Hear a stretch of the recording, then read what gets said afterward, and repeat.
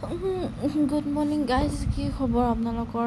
এতিয়া মই 6টা বজাত উঠি কিনে আকৌ মই শুই গৈছোঁ। 12টা বাজিছে, 12টা বাজু অৱস্থা। এতিয়াহে মই শুই উঠিছোঁ।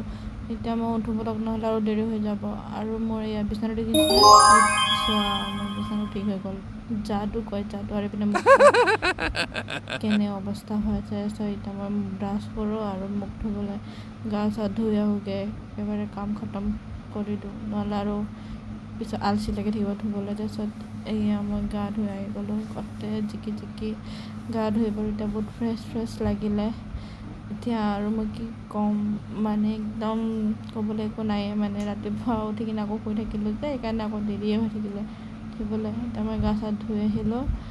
এতিয়া মই কাপোৰ চাপোৰ পিন্ধি কিনে ছোৱালীক পিনে ভাত বহাই দিছিলোঁ। ভাতো হৈ গ'ল। এতিয়া মই কাপোৰ পিন্ধি কিনে এতিয়া মই ভাত খাম। আৰু আজি কি আছে ভাতত চাই থাকিব, বেলেগ একো নাই বাৰু। এইটো চাইছেনে মোৰ কাপোৰটো কেনেকৈ সোমাই গ'ল গামোচাটো, কাৰণে তাৰ ওপৰতে পিন্ধি দিছোঁ যে টি চাৰ্টটো, সেইটো কাৰণে। আৰু মানে কি ক'ম, আজি কেইদিনমান ধৰি কিনে নহয় মোৰ হাতখন ইমান বিষাইছে, কি ক'ম। এই গাঁঠি কিবা কয় নাজানো, কিমান বিষাইছে। ভাত খাবলৈ যাওঁ আৰু এয়া আজি ভাতত বেছি একো নাই আৰু অকণমান চব্জি পুৰি গ'ল। মানে মই পাহৰি গৈছিলোঁ চব্জি বহাই থৈছিলোঁ, তথাপিও একো নাই, বেয়া লগা নাই কিন্তু খাবলৈ মোক। আজি মই কণী অমলেট কৰি কিনে তাতে চব্জি দি দিছিলোঁ, তেনেকৈ বনাইছোঁ। আৰু এতিয়া মই ভাতটো খাই আছোঁ, কাৰ্টুন চাইছে। আৰু মোৰ তেনে কাৰ্টুন নাচালে যে মোৰ ভাতত পেটত নাযায়।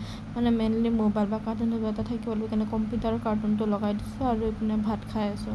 আৰু কম্পিউটাৰ যে মই চলাবও নাজানো তেনেকৈ, যিমানখিনি জানো আৰু নাই, কিন্তু কিছুমান জনা হৈছোঁ আগতকৈ।